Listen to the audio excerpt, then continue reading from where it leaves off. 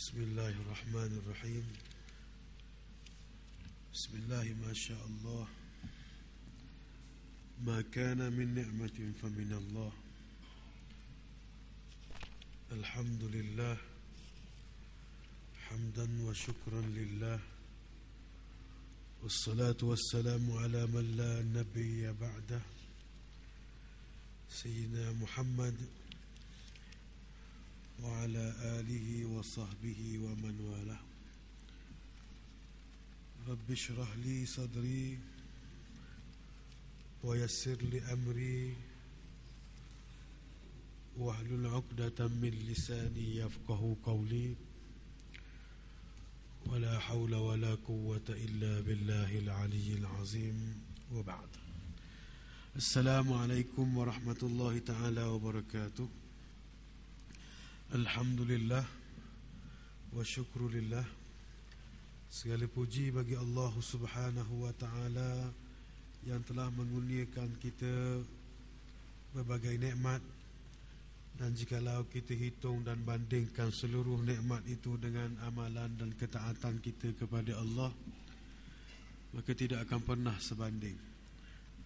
Selawat dan salam atas junjungan besar Nabi Muhammad sallallahu alaihi wasallam dan ke atas ahli keluarga baginda, para sahabat dan orang-orang yang mengikut jejak langkah baginda hingga ke hari kesudahan.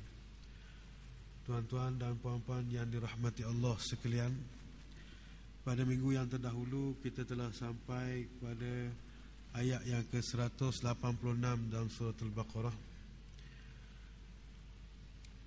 mana ayat tersebut telah menerangkan kepada kita berkenaan suatu perkara yang kita sendiri menjadi tanya-tanya, suatu perkara yang sangat penting dalam hidup kita, iaitu berkenaan hubungan kita dengan Allah Subhanahu wa taala.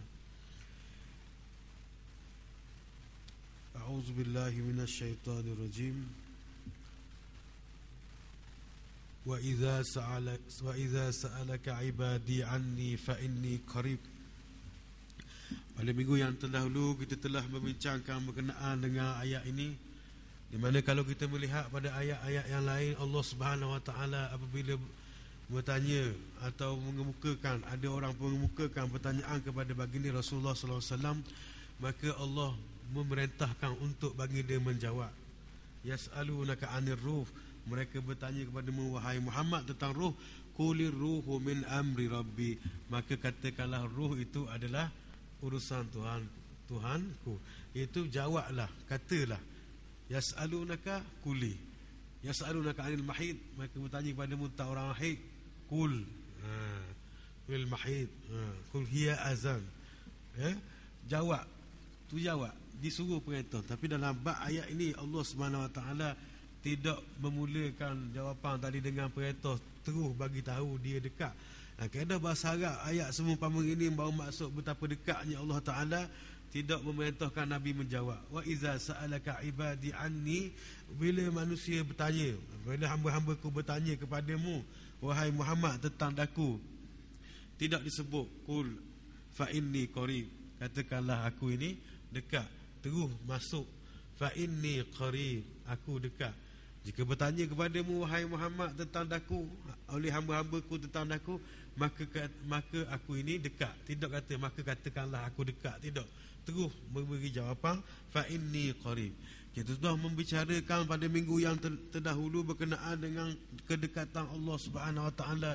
Allah itu sangat dekat dengan kita dari segi pengetahuannya, ilmunya, pendengarannya, penglihatannya dan semua takluk yang di bawah sifatnya. Tetapi tinggal lagi bagaimana kita dengan Allah Subhanahu wa taala, adakah kita ini dekat ataupun tidak. Kata almarhum Buya Hamka mengatakan bahawa sesungguhnya antara manusia, antara hamba dan Allah itu adanya jarak. Sejauh mana jarak antara hamba dengan Allah ditentukan sejauh mana banyaknya perkara lain dalam kepala kita, dalam khawatir diri kita. Iaitu Allah dengan kita sudah jelas dekat. Dari segi pengetahuannya, tak pernah dia terlupa untuk beri kita makan tidak dia terlupa untuk mengaturkan darah, nadi, nafas kita dan sebagainya. Tetapi tinggal lagi bagaimana hubungan kita dengan Allah. Jadi sejauh mana hubungan kita dengan Allah bergantung kepada sejauh mana banyaknya khawatir lintasan kita yang lain daripada Allah Subhanahu Wa Taala. Makin kita banyak berfikir, merenung tentang tentang perkara-perkara yang berbentuk duniawi, maka makin jauhlah atau makin sempitlah ruangan kita untuk mengingati Allah Subhanahu Wa Taala. Kita juga mengetahui bahawa perkara yang berbentuk khawatir atau lintasan itu mudah untuk masuk perkara yang buruk ke dalam diri kita. Tetapi bagaimana untuk masuk khawatir yang baik bukanlah satu yang mudah. Lalu kita tengok Al-Quran, kita dengar Al-Quran, orang baca Quran tiap-tiap hari orang dengar, kita dengar dalam radio, kita dengar ahli keluarga kita baca, tapi nak lekat payah. Tapi bila kita dengar sekali lagu kadang-kadang lekat, itu menunjukkan bahawa khawatir atau lintasan yang buruk mudah untuk masuk ke dalam diri kita. Dan khawatir tadi diambil daripada kata bahasa Arab, iaitu khataratur rih, angin yang melintasi, angin yang melalui, maka timbullah kataan khawatir. Satu lintasan dia panggil khawatir. Jadi suatu benda yang mengisi ruangan hati kita, makin banyak kita isi, makin kuranglah, sempitlah ruangan kita untuk mengingati Allah Subhanahu Wa Taala. Maka itulah yang dikatakan kejauhan dan kedekatan, bukan jarak dan tempat, kerana Allah itu suci daripada jarak dan tempat. Cuma jauh dan dekat kita dengan Allah bergantung kepada ruangan hati kita. Banyak kita isi benda lain, maka jauhlah hubungan kita dengan Allah Subhanahu Wa Taala. Tetapi bila kita bersihkan khawatir tadi, kita sucikan jilaul khatir, kita membersihkan lintasan-lintasan tadi daripada dalam hati kita, maka ruangan untuk mengingati Allah Subhanahu Wa Taala amatlah luas. Jadi kita boleh isi hati kita dengan mengingati Allah Subhanahu Wa Taala. Jadi itulah yang dikatakan kedekatan. Dalam bahasa tasawuf dia panggil al-farqu wal jam'u, iaitu al-farqu pisah, jam'u bersekali. Jadi bersekali dalam masuk tasawuf tadi bukannya bersatu dengan Tuhan, tetapi bila hati tadi berserta dengan Allah Subhanahu Wa Taala. Dan kerana itulah berserta dengan Allah ini, hati dekat dengan Allah ini, satu banyak benda yang memberi faedah kepada kita. Dalam suatu peristiwa hijrah, baginda SAW lari ke pergi ke Gua Sur dengan Sayyidina Abu Bakar. Jadi Gua Sur tu dia bukan macam gua kita tepi dinding ni tau, dia ada ke bawah sikit. Jadi orang Quraisy lalu dalam di depan pintu masuk tu, lalu timbul rasa kegusaran pada hati Sayyidina Abu Bakar. Lalu apabila Sayyidina Abu Bakar tadi dia gusar, dia bimbang, bukan kerana atas diri dia, bimbang keselamatan baginda Rasulullah sallallahu alaihi wasallam. Lalu kata Sayyidina Abu Bakar, iza ra'a ahaduhum, riwayat sebut iza nazara, sama ni, iza ra'a ahaduhum tahta qadamaihi la ra'ana. Jika wahai Rasulullah, kalau salah seorang daripada mereka tadi berasa nak tengok ke kaki, tak tengok tak ke bawah gitu, tengok tak ke kaki dia, la ra'ana, nampak kita ni Rasulullah, nampak ni, dah kata sungguh, kata jujur sungguh, nampak bohong tak, orang duk biar tapi tak nampak. Orang duk kemari dah nampak dalam. Lalu Rasulullah SAW kata apa? Ma balukasnaini Allahu salisuhuma. Kalau ada dua perkara dalam pada otakmu, dalam pemikiranmu, dalam minda kamu, Allah lah yang ketiga di antara keduanya. Mereka kena ingat Allah duk tengok. Lalu akhir disebut dalam Quran, izqala li sahibihi la tahzan. Nabi kata kepada Sayyidina Abu Bakar, la tahzan, janganlah kamu duka cita, innallaha ma'ana, sesungguhnya Allah itu berserta dengan kita. Maka itulah kepentingan kita tadi dekat dengan Allah Subhanahu Wa Taala. Pentingnya kita dekat dengan Allah Taala. Perkara yang tidak munasabah pada adat boleh berlaku kerana izin Allah Subhanahu Wa Taala. Umpama tadi kalau kita tengok dengan akal kita, maka tidak munasabah orang Quraisy tidak menapok baginda dan Sayyidina Abu Bakar di dalam gua tadi, tetapi Allah lah yang menguasai pandangan. Jadi pandangan itu adalah hak milik Allah Subhanahu Wa Taala. La yudrikuhul absar wa huwa yudrikul absar. Allah tidak boleh dikuasai ataupun disampaikan dengan pandangan, tapi Allah lah yang menguasai pandangan. Ya, jadi penting ma'iyatullah. Juga kalau kita tengok lagi peristiwa yang berlaku di zaman Nabi Musa alaihissalam, ketika tentera Firaun menghambat Nabi Musa dan orang-orang Yahudi ketika itu, pengikut Nabi Musa ketika itu, lalu sampai kepada jalan buntu. Nah, jalan buntu. Sampai jalan buntu tadi, Laut Merah depan. Terjun Laut Merah, KO. Musim belakang, orang duduk kejar juga. Jadi maut belaka. Di depan maut, di belakang maut. Jadi timbul rasa debar, rasa kerisauan, kegusaran. Tapi Nabi Musa kata apa? Kalla, tidak sekali-kali. Inna ma'iya rabbi sayahdin. Mengatlah maka dengan Inna ma'iya rabbi, sesungguhnya dengan berserta hati dengan Allah, dengan Tuhanku, maka dia pasti akan beri petunjuk. Lalu Allah perintahkan kepada Nabi Musa, idrib bi'asakal bahr, maka pukullah tokakmu itu akan laut tadi. Lalu laut menjadi terbelah dua, menjadi laluan bagi Nabi Musa dan pengikutnya untuk melintasi hingga perjalanan menuju kepada Syam dan Palestin. Itu. Jadi timbul persoalan bagaimana Allah itu sudah dekat dengan kita. Kita maklum, fa iza sa'alaka ibadi anni fa inni qarib.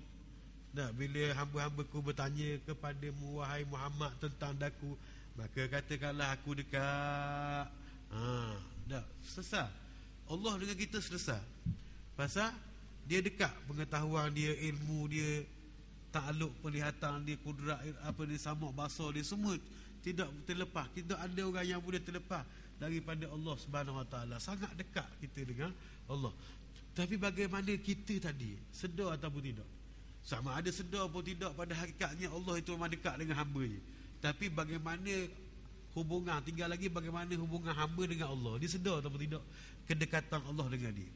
Maka kalau dia sedar dengan kedekatan tadi, maka bagaimana untuk dia pula sampai kepada mendekatkan diri kepada Allah Subhanahu Wa Taala. Nah, di dalam hadis kursi yang diriwayatkan oleh Bukhari dan Muslim, Al-Bukhari dan Muslim meriwayatkan satu hadis kursi di mana Rasulullah sallallahu alaihi wasallam bersabda, yaqulullahu taala, Allah Subhanahu Wa Taala berfirman dalam hadis kursi, bukan Al-Quran, ana inda zanni abdi bi, aku dalam sangkaan hamba-Ku terhadapku. Wa huwa ana inda zanni abdi bi wa huwa ma'akum iza zakarani. Wa huwa ana inda zanni abdi bi wa huwa wa ana ma'ahu iza zakarani. Aku duduk dalam sangkaan hamba-Ku terhadapku. Kita sangka baik kepada Allah, kita sangka Allah memberi kita banyak pertolongan, kita sangka doa kita dikabulkan oleh Allah, kita sangka Allah itu dekat dengan kita, maka Allah begitu dah duduk dalam sangkaan hamba-Nya terhadap dia. Wa ana ma'ahu iza zakarani, dan Allah kata aku akan berserta dia bila dia ingat akan aku. Wa in zakarani fi nafsi zakartuhu fi nafsi, jika dia ingat kepadaku dalam hati dia, dalam diri dia, aku akan ingat dia dalam diriku. Wa in zakarani fi mala'in zakartuhu fi mala'in khairum min mala'ih, dalam riwayat lain khairum minhu. Maknanya aku akan ingat dia bila dia ingat kepadaku pada khalayak, aku akan ingat pada dia pada tempat yang lebih baik daripada itu. Bila seorang datang kepadaku, in taqarraba ilayya bishibri, bila dia mari ke aku sejekal, taqarrabtu ilaihi zira'an, aku pergi kepada dia sehasta. Bila dia mari ke aku sehasta, Allah kata aku pergi sedepa. Taqarrabtu ilaihi ba'an, sedepa. Bila dia mari ke aku, wa in atani yamshi, bila dia mari ke aku berjalan, ataituhu harwalatan, aku berlari anak menuju pada dia. Maknanya dia bukan nak cerita Allah berlari anak, bukan nak cerita jeka dua jeka jarak. Maknanya apabila kita gerak sedikit saja ingat kepada Allah, maka banyak ruangan yang Allah berikan kepada kita untuk mendekatkan diri kepada dia. Sebab tu kalau kita tengok dalam Bahrul Mazi, Syekh Marbawi mengatakan Allah, dia sembahyang satu rakaat itu kalau diizinkan oleh Allah lebih besar daripada dunia dan isinya. Kalau Tuhan izin sembahyang serakaat pun tapi bukan kita pergi sembahyang serakaat. Kalau kita pergi sembahyang serakaat tu salah kita lah. Sembahyang isi serakaat dah apa? Sebab syukur dah boleh serakaat. Bukan gitu. Nak khabar kita mampu diizinkan Allah. Makna katakan kita sembahyang serakaat pun rebah mati. Tak dah selesai sembahyang kita. Syukur dah lebih besar daripada dunia dah. Isi dia lagi. Nah, tapi kalau kita pergi tebas sembahyang serakaat, itu salah kita tu. Bukan maksud kita. Maksud keizinan. Kalau Allah izin 4 rakaat, lagi besar daripada tu. 1 rakaat saja Allah izinkan kita mendekati diri pada dia. Mendirikan solat 1 rakaat. Itu lebih baik daripada dunia dan isinya.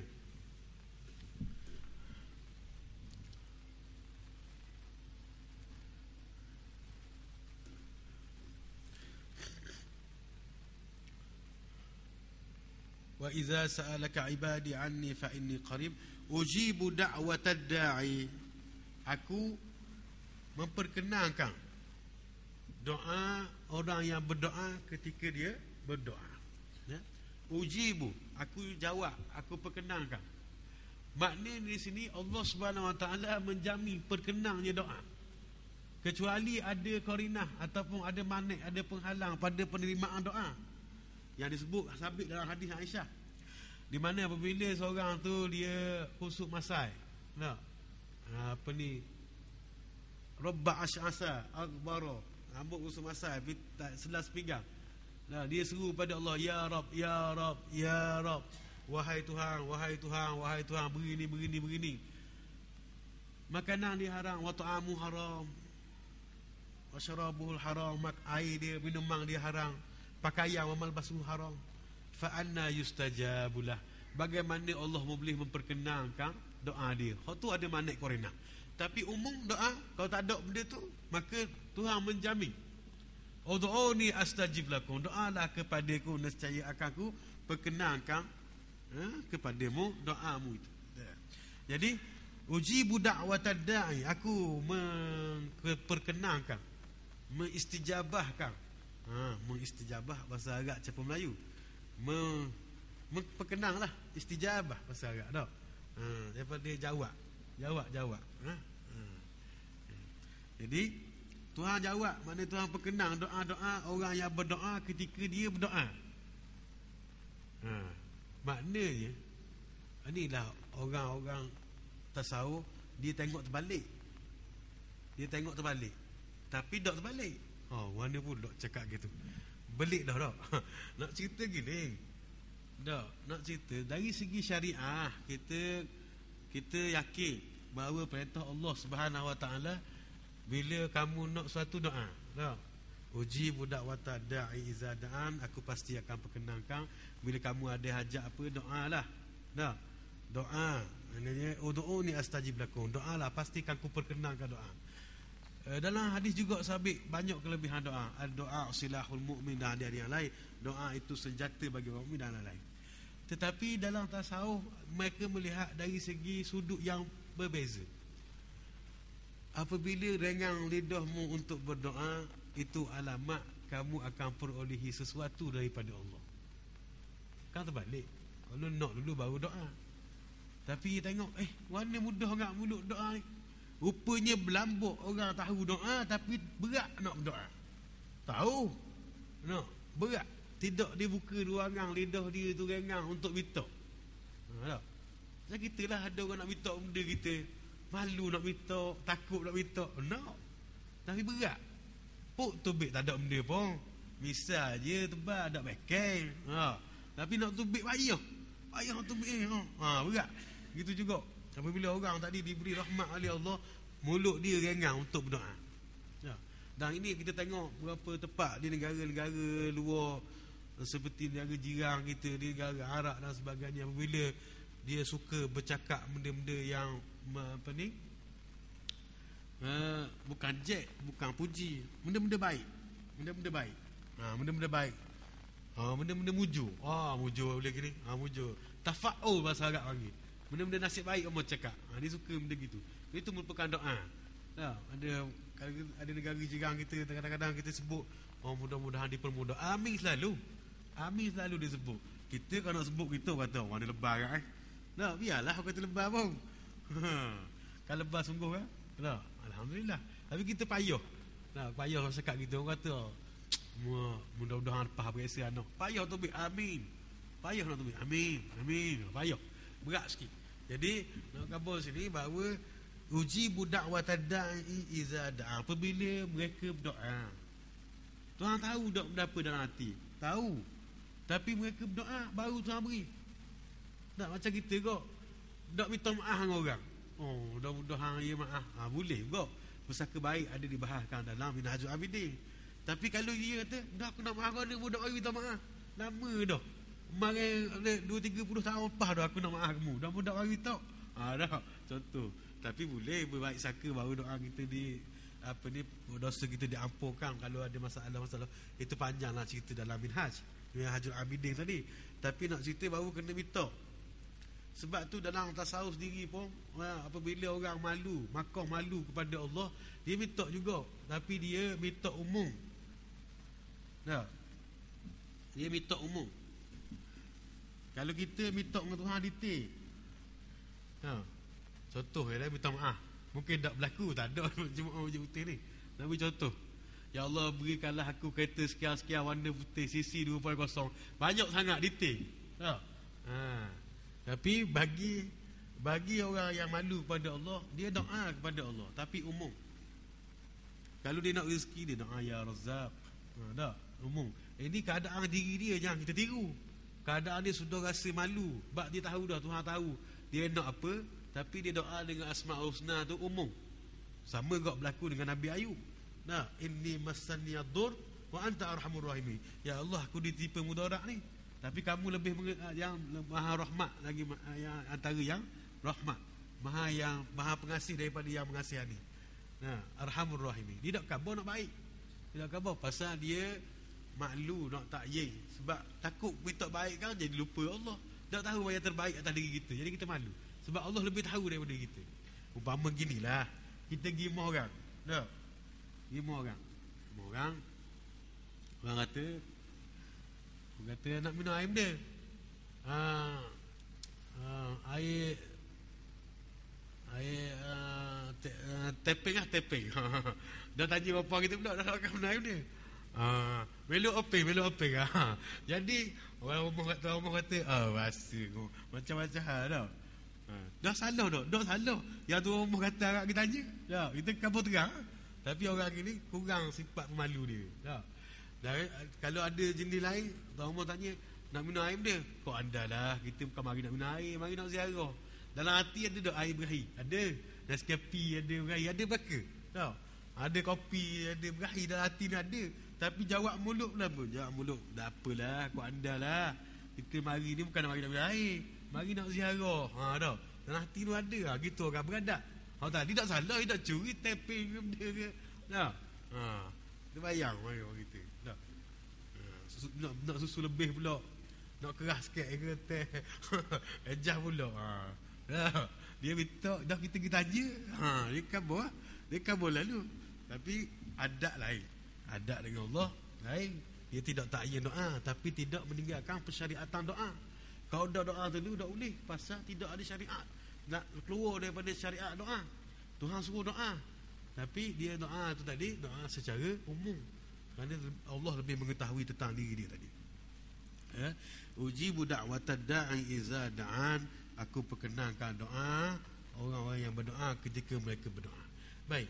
Terkadang orang bertanya, Tuhan jamin dah doa, dia perkenankan. Berapa dah? Berapa kali dah kita kumpul sama-sama doa hari Jumaat, doa suruh hacur Israel. Tak? Kita doa. Dokang ramai-ramai tu dok kemakbul belaka. Dah ramai-ramai kita kumpul, kita timbul soalan. Macam mana ni? Lepas tu kadang-kadang kita sendiri pun atas diri kita minta benda-benda tak boleh. Tak boleh. Padahal Tuhan kata, ud'uni astajib lakum. Doalah maka akan aku perkenankan.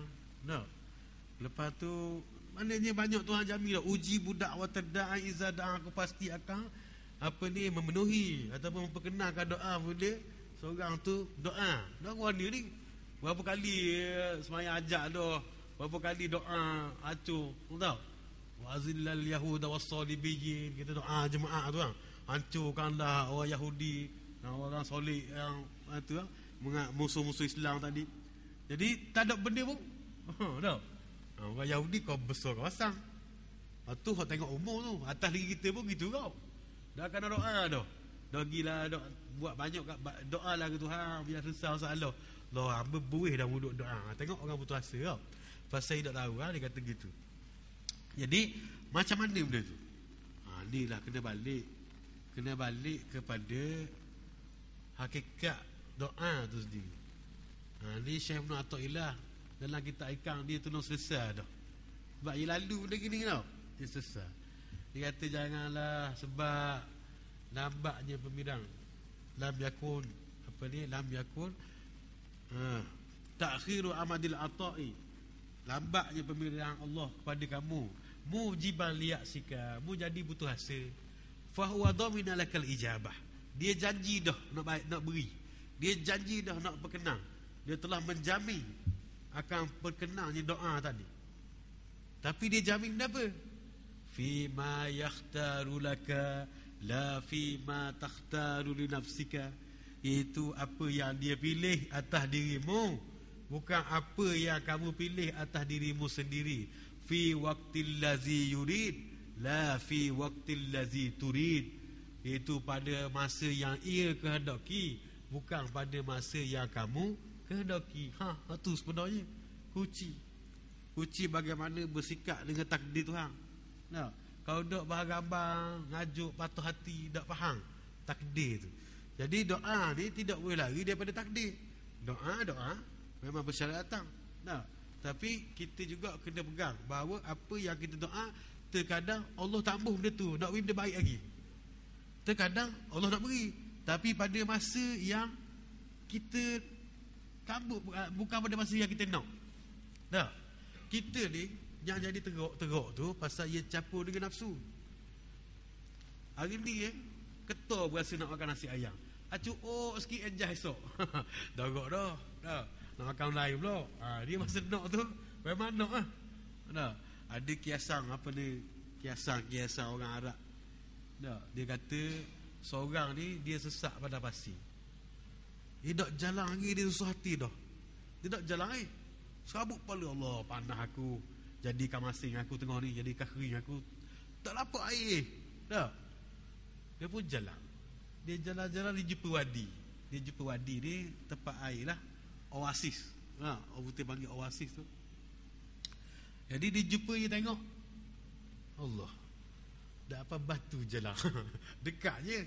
Tapi masa dia nak start ni, lapan dia ke mana?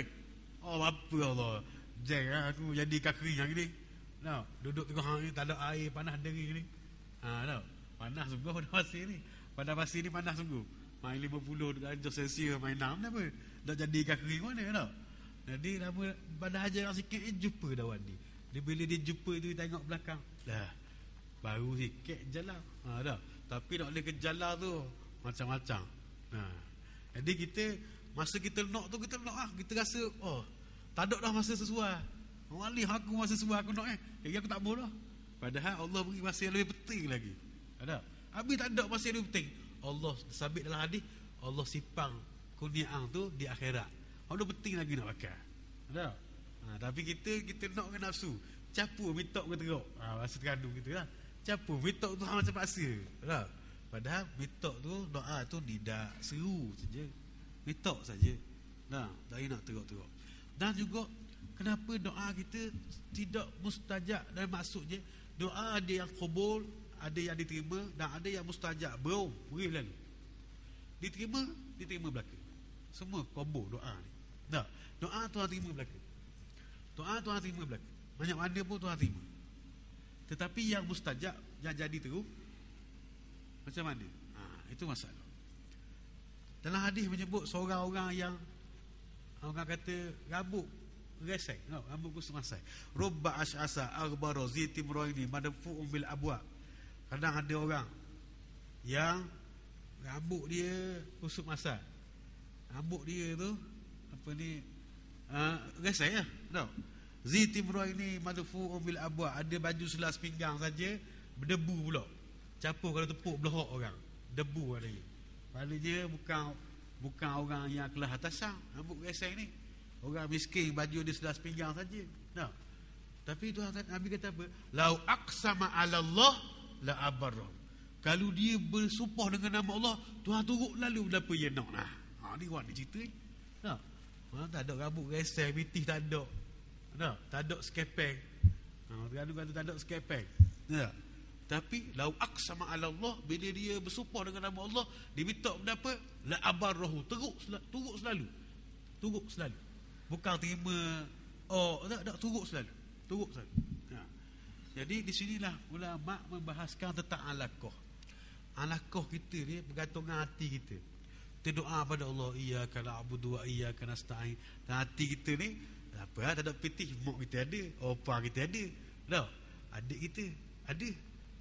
Jadi tak ada pergantungan. Alaqah kita tu masih ada. Cakap dia lebih kurang ni, cakap dah seribu. Ada pitih ke jumpa lalu, jumpa kawan-kawan lalu, cakap saja. Dari segi ilmu saja, bukan kata dapat hak tu ni. Pada ada pitih kita baru lepas. Jadi nak cerita pasal apa? Pasal alaqah. Alaqah ni pergantungan kita kepada Allah. Dalam masa yang sama, kita gantung juga kepada yang lain daripada Allah. Kita kata iyyaka na'budu wa iyyaka nasta'in. Hanya engkaulah yang kami sembah, hanya engkaulah tempat kami minta pertolongan. Dan kaedah bahasa Arab boleh kita tak mahu iyyaka. Kita boleh buat na'buduka wa nasta'in bika. Aku sembah kamu dan aku minta tolong pada kamu. Tapi pasal apa dia boleh tambah hanya? Kalau kita kata hanya Salmahlah isteri saya, contoh. Hanya Salmahlah isteri saya. Dia tidak mana lain dah, Salmah seorang je. Tapi kita kata Salmah isteri saya, mungkin Aminah tak seorang lagi. Mungkin Fauziah seorang lagi. Tapi kalau buat iyyaka, hanya tak ada. Tutup selalu bangun tutup, tak ada lain. Kalau boleh kata wa nasta'in bika, aku minta tolong denganmu, boleh. Tapi dalam masa yang sama, nasta'in bika, boleh juga aku minta tolong dengan Allah, minta duduk dengan patung-patung Kaabah. Minta belaka. Macam orang minta kerja tu, atur belaka borang. Tak kira hak ni lekat bahar dulu.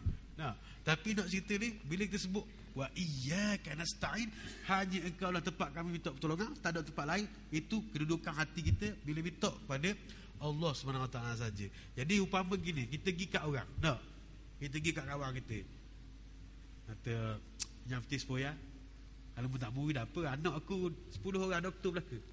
Dia kata ni, pergilah kat anakmu, di sini itu. Tapi kalau kata saya hamba tak ada tempat lain tak ada tempat dah, lama je letak alai hamba malu lah kita. Gaduh waktu baik. Waktu baik buka beti-besi lalu, waktu baik pergi pinjam piti. Sebab cara kita, sebab perkataan tak ada. Tapi kalau kita kata gitu, yang peti sepoya tak murid apa, anak-anak apa 10 orang doktor belaka. Doktor gigi, mata, hidung, mulut, dagu, doktor belaka. Jadi berat orang nak beri. Jadi gitu, walillahi masalil a'la. Kita nak lebih bersalam pada Allah, tapi nak beri mendekatkan faham tadi, maknanya begitu. Bila kita minta kepada Allah, hati kita banyak alaqah lain. Dan itu satu ketika Imam Al-Ghazali menulis satu ayat di dalam Muqaddimah Minhajul Abidin, kitab dia. Imam Ghazali satu ketika dia tipe penyakit tak boleh cakap. Dia orang mari pelosok dunia di Nizamiah tu, universiti tu, nak dengar dia syarahan dia je, Imam Ghazali ni. Dia ada 40 anak murid yang pakai serban besar. Serban besar dulu profesor lah. Profesor dulu lah. Kalau sekarang ni profesor lah, ahli ilmu. Orang tak berani pakai serban kecil pun tak berani. Takut orang tanya nak jawab. Orang tak pakai dulu. Dia nak dulu lah maknanya. Tapi satu ketika tak boleh cakap Imam Ghazali ni. Jadi tabik doktor-doktor di sekitar Baghdad ni cek tak ada masalah, beres belaka. Beres belaka. Tapi tak boleh cakap. Ternyata tak boleh cakap tu mati suara hati dia. Tak boleh nak cakap. Dia tak boleh mari. Kita sebelum cakap, dia cakap dulu dah. Pak tu biar suara. Tapi kita cakap dah dulu. Itu. Tapi Imam Ghazali dia penyakit dari dalam, tak boleh cakap dari dalam. Dia menggelarkan penyakit dari langit, Imam Ghazali kata. Dia pun tinggal nafkah pada isteri dia, anak-anak dia. Dia mula berkelana. Dia nak faham apa penyakit ni. Sehinggalah satu ketika dia berhenti pada satu ayat, dia baca Quran dalam hati lah, tak boleh suara. Tapi sampai satu ayat tu dia terus boleh cakap. Dalam ayat tu sebut ammay yujibul muttarra idza da'ah. siapakah yang memperkenalkan doa orang-orang yang dalam keterpaksaan terdesak apabila dia berdoa. Terus Imam Ghazali boleh cakap, dia faham bahawa selama ni tidak rasa terdesak. Jadi syarat pertama untuk istijabah, untuk jawab dalam doa, ialah kedudukan hati yang mutarra, rasa terdesak dengan Allah Subhanahu Wa Taala. Masa tu jadi dah. Maknanya hak berlaku pada ulama kita dululah, dia cerita tu, dia beri petunjuk. Jadi syarat perkenalnya doa secara istijabah, secara langsung tadi, macam mana hadirlah abar-rohu tadi, maka situ syaratnya perlulah hati kita sampai kepada mutarra. Mutarra. Dan wani pula sampai mutarra. Ada dua jalan. Ada orang sufi yang mutaqaddimi, yang terdahulu, dia pergi sungguh. Dia pergi keadaan tu, pergi beradak ke rimah ke, tahan makan, dengan makan, nak lalu sungguh keadaan terdesak ni, duduk lagu dengan makan. Ada orang pemburu mari, siapa cekoh mulut, sumbat dalam mulut, dia suka, dia kata. Kalau siapa rezeki lari dari mana pun, siapa jegok, dia kata. Ni dia pergi keadaan tu, dia cuba terbaik. Tapi keadaan orang-orang yang mutaakhirin, keadaan akhir zaman, mereka menekuni zikir, menekuni ingat kepada Allah, dan merasa diri tadi, menatih diri, merasa sentiasa rasa terdesak, mutarra. Tu kan dua jalan lah. Kalau kita rasa kuat, kita buatlah jalan mutaqaddimi. Naik tingkat 12 terjun, tengok warna berasa kita beragak kita masa terjun tu. Kalau dah orang bubuh apa, orang dah berkotak bawah, tak apa lah. Kalau orang dah berkotak, jadi bunuh diri pula. Jadi kita tak ada kekuatan tu jadi sebab tu kita tengok kisah Ibnu, saya tak silap saya, Abdullah Ibnu Umar, apabila seekor singa duduk di tengah jalan menuju pada Masjid Nabawi, orang semua takut nak pergi. Takut nak pergi. Tapi kalau tak silap saya Ibnu Umar atau Ibnu Abbas, saya Ibnu Abbas, saya bertukar tapi dia pergi tarik linya awak lari singa tu orang lain takut belaka, dia pergi. Dan dia rasa terdesak sama dengan Allah, dia lebih takut pada Allah daripada takut pada singa. Kalau kita temu lagi dulu, yang orang lain pegang singa, kita balik dulu gitu. Cerita bahawa keadaan terdesak tadi, keadaan terdesak, itulah syarat kepada istijabah. Bila terdesak tadi, telah putus segala alaqah, telah terlepas, terucuk segala alaqah, iaitu pergantungan kita daripada yang lain dari Allah sudah cerah, sudah tagar dah. Fastajibu li wal yu'minu bi, maka hendaklah kamu penuhi. Fastajibu li di sini, hendaklah kamu penuhi perintah aku. Memang Tuhan janji dah, Tuhan berjanji dah kepada kita tentang memakbulkan, menerima doa kita, berjamin untuk menerima doa orang. Tapi di sana ada dua perkara yang penting dalam penerimaan doa. Fastajibu li, hendaklah kamu tadi sempurnakan, penuhi perintah Allah. Maka hendaklah kamu menyahut seruanku. Mana kalau dalam tafsir Ibn Ar-Rahman itu ni, maka hendaklah kamu menyahut seruanku. Fastajibu li, jawablah asal dia. Maknanya penuhilah perintah Allah Subhanahu Wa Taala tu. Fastajibu li, maka penuhilah segala perintah. Kalau kita lawan perintah Allah, kita langgar perintah Allah, maka kita minta dengan dia, tidakkah kita terasa malu? Tak malu, kita malu.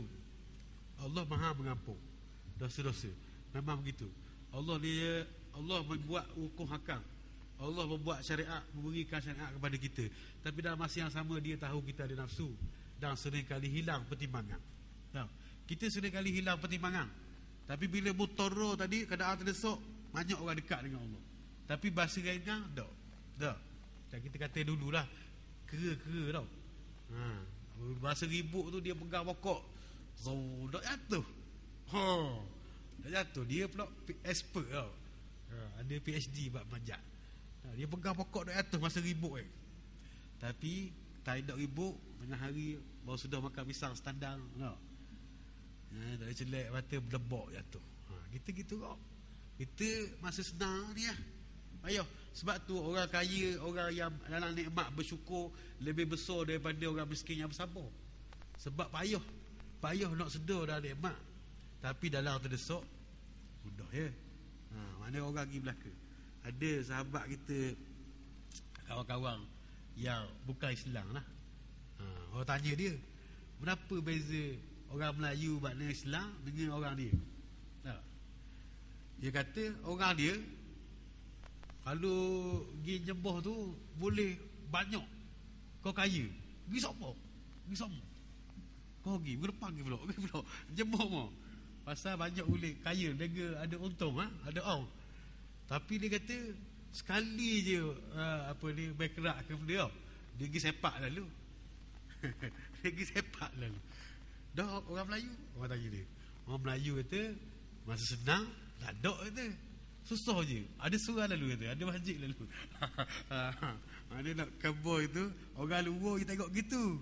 Dia tak nampak, dia tak tahu kita Tuhan tu, Allah itu ialah pergantungan terakhir dah. Bila kita dah nampak dah alaqah lain, pergantungan lain, kita balik kepada Allah. Tahu?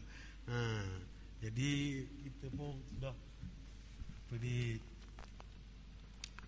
akhir sekali dan masa pun sudah suntuk ni. Jadi yang kedua syaratnya ialah wal yu'minu bi, hendaklah kamu beriman kepada aku, kata Allah. Kalau iman itu syarat. Dah orang tak beriman, boleh ke tak doa? Boleh ke doa? Boleh ke? Tapi Allah beri tadi secara nikmat di dunia. Nikmat yang sementara. Dia beri. Tapi beri dengan redha, beri kasih sayang, beza. Itu syarat dengan keimanan tu.